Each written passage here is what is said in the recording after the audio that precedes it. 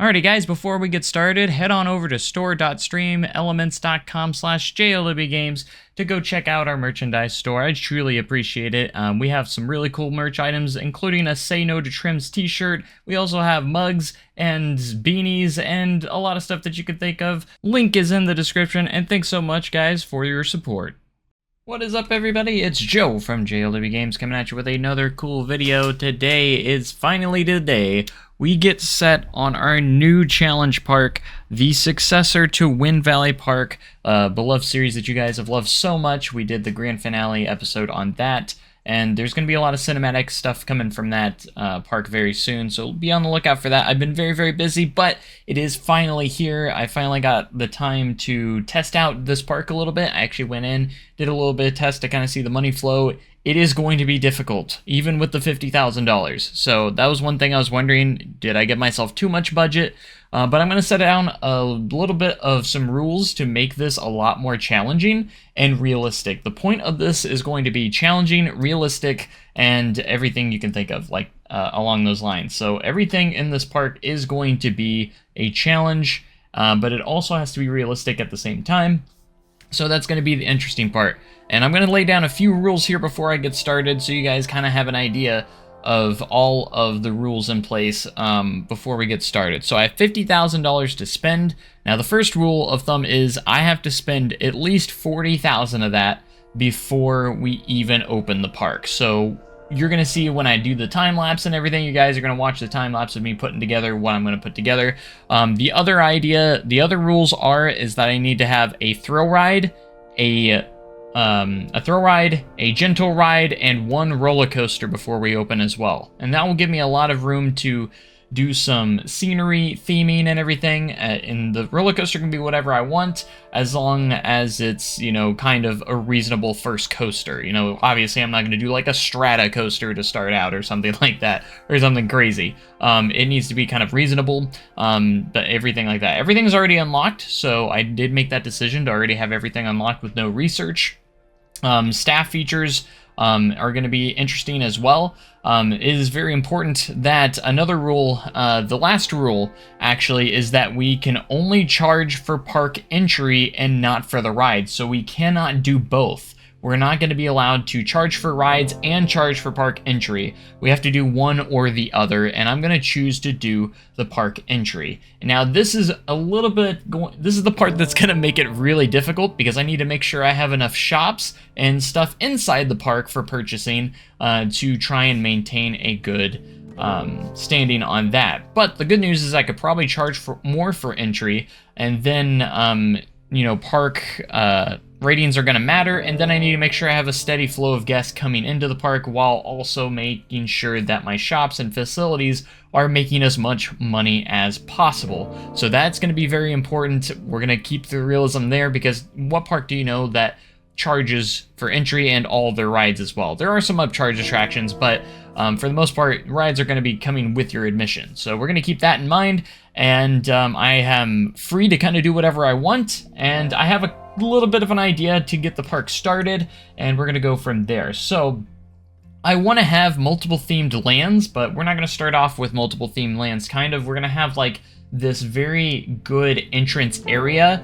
Like that's what we're going to start with some rides. It's going to have some rides, shops, facilities. I do want to do a restaurant, and we're going to put in I think we're going to go with just a nice classic wood coaster to get us started, just to get a nice good start on the park. I know it's something that I did in the last version, but you can't really, it makes sense for the first coaster to be a nice classic woody. It's going to be a lot bigger and a lot more different than Thunder Jolt that we had in the last challenge park. Now the difference is there's a lot of differences, and makes this park a lot more unique. We're starting with a bigger budget, and I made some new rules, and I want to make it more realistic. This is a much more planned out challenge park than Wind Valley. Wind Valley was spontaneous. I didn't know what I was doing. I just kind of started a challenge and went off from there. Like, I did not really have any vision for it. This one, we're actually going to have a little bit of a vision. So with that being said, we're going to get straight into it. You're going to see a lot of time lapses here, and we're also going back to that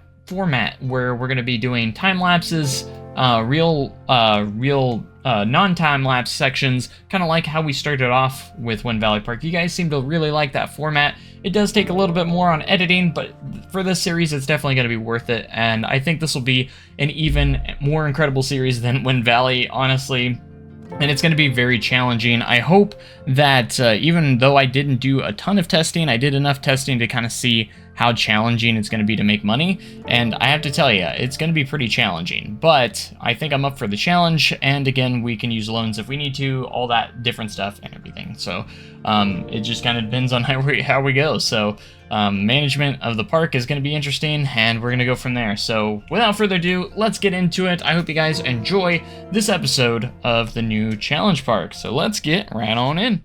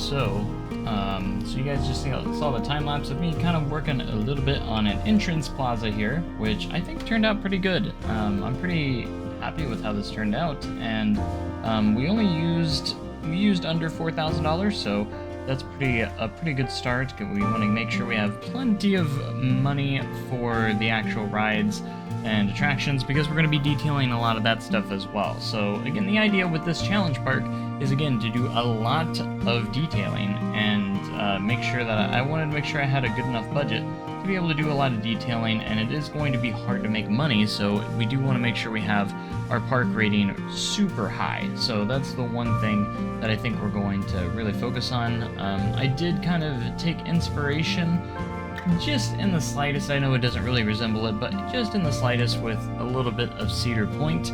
I still am going to do more with these ticket booths.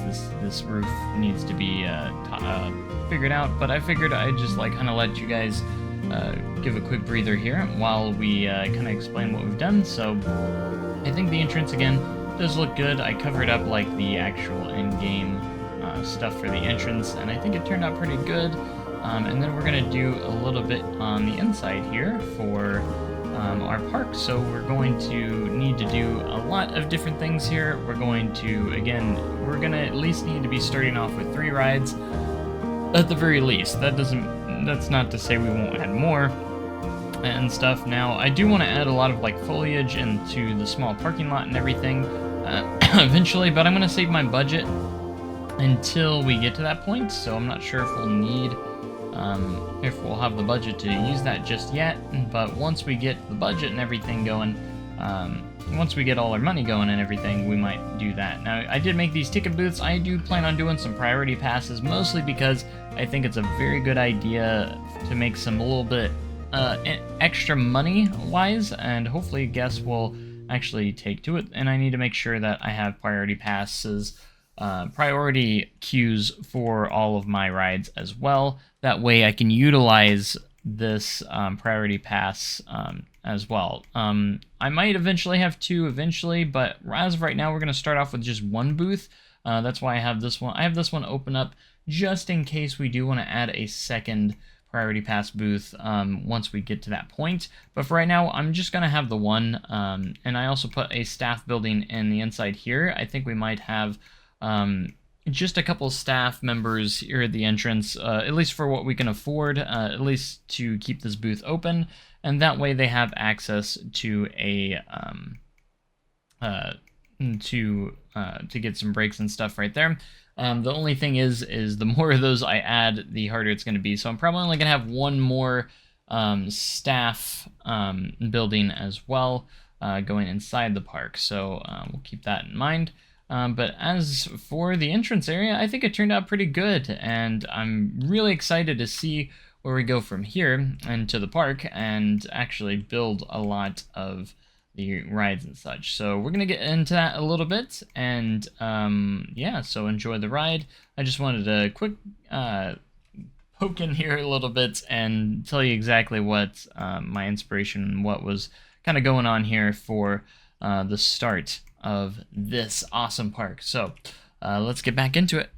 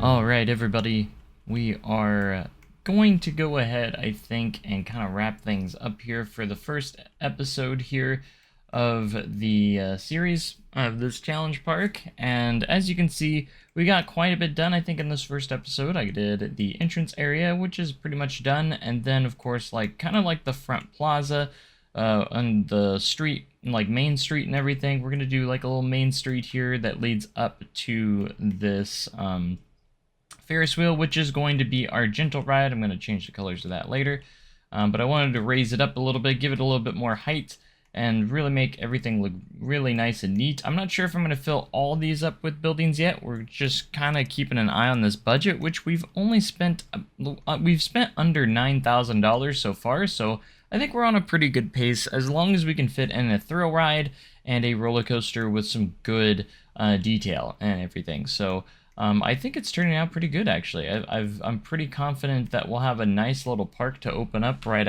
off the bat, and hopefully we can make some money, and that's the main thing, is I'm making sure I have a good amount of shops. So right now we have 2 shops. We have this little churro stand. I do want to make like little stands like this around the park. I think they look I think it's going to be really nice, just to kind of throughout everything, but I also need to be very strategic on where I place things. Because if there's a churro stand over here, but no attraction or anything, like no major attraction or anything over here, this churro stand's really not going to get much business, because unless they're going straight for the churro stand. So you need to put like something attractive over here, like a really nice ride or attraction. So we're probably going to put our thrill ride or roller coaster on one side over here to really kind of get the flow of guests coming this way. That way we can actually get people to give this churro stand some business. So that's one of the main things we need to make sure we're doing, because we want to make sure that all of these are going to be getting some sort of business and stuff like that, because we are going to be relying a lot on our sales and everything. So yes, I want to be realistic, but I have to also strategically place everything. So basically the way I have it is I think one side's going to have a roller coaster, one side's going to have the thrill ride, and then we're going to fill the rest in with like shops and facilities, and that's going to have like a nice rounded feel to it. So we have some good stuff on both sides, and then I put the gentle ride at the top of up here, so because it is probably going to be the least popular ride overall when it comes to the rides and attractions. So, and if we have any money left over, we'll try and decorate the parking lot and stuff a little bit more, but I want to obviously spend my money over inside the park the most right now, and I think we're doing pretty good at that at the moment, and I'm actually pretty excited of where this is going to go, because it is going to be a smaller park to kind of start off. Of course, it's not going to be huge like Wind Valley right away. I mean, we could eventually grow into something like that, but at the moment we're just going to be like this. I do want to implement maybe some terrain a little bit into the park as well, but for this entrance area we're going to kind of keep it nice and flat for now, and maybe with like when we get into the wood coaster we can implement a little bit of terrain and everything into the park, so you can kind of see where we're going with this. And yeah, that is going to be it for episode 1. Leave your comments down below of what you're thinking so far, if you have any good ideas on the park so far, and I like how it's turning out so far. I'm excited. So but again, make sure you comment, like, and subscribe for more amazing content like this, and stay tuned for episode 2, which hopefully won't take too long, but we'll see. And make sure you have a great day, and cool tomorrow. Thanks so much, guys, and goodbye. Alrighty guys, if you guys like energy drinks and really awesome energy drinks, be sure to check out our sponsor today, Dubby, link in the description. I personally like the Push and Punch, it's one of my favorites. And then once you get to checkout, just use code JLWGames and you'll get 10% off of your purchase. And that's not just the first time, you'll get 10% off every time you order from Dubby if you use my code JLWGames.